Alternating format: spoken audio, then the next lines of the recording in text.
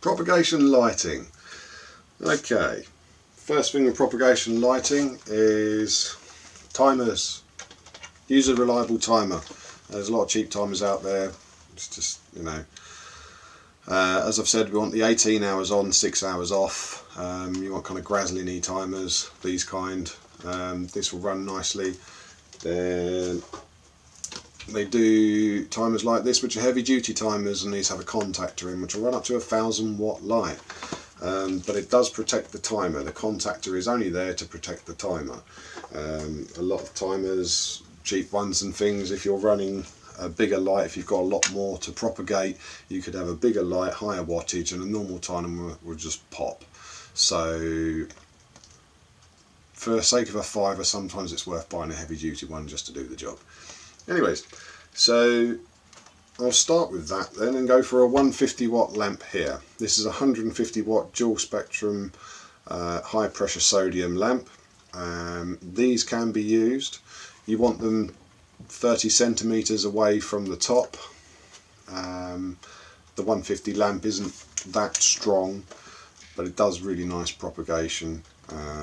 Brings on quite a healthy plant. You can use these in grow as well. I quite like the HPS, but it is 150 watts.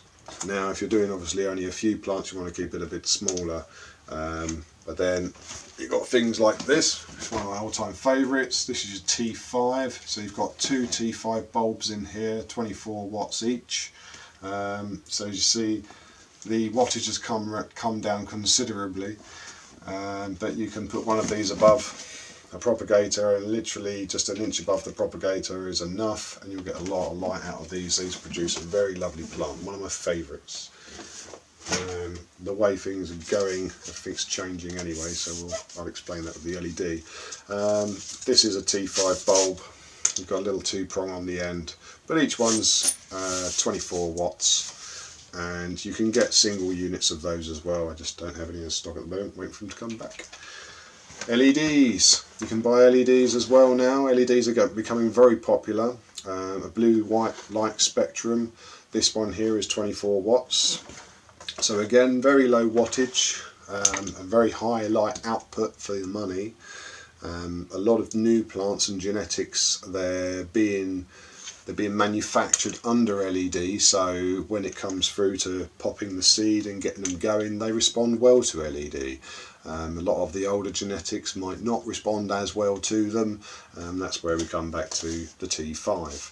LEDs are very good at producing a lot of root growth. I do find personally that LEDs are still a little bit stressy for plants, and the T5 is just a little bit more subtle. So the time it takes between an LED and a T5, the LEDs will be quicker, but you'll have a tighter, closer, less stressed baby to go into grow if you're using something like a T5. So out the two, they both work. So you can always use a high pressure sodium as well, as long as it's only 150 watts. There are metal halides out there which I really like, but usually the metal halides are for the grow stage. We're talking about propagation at the moment, so just keep it low and keep it cool blue.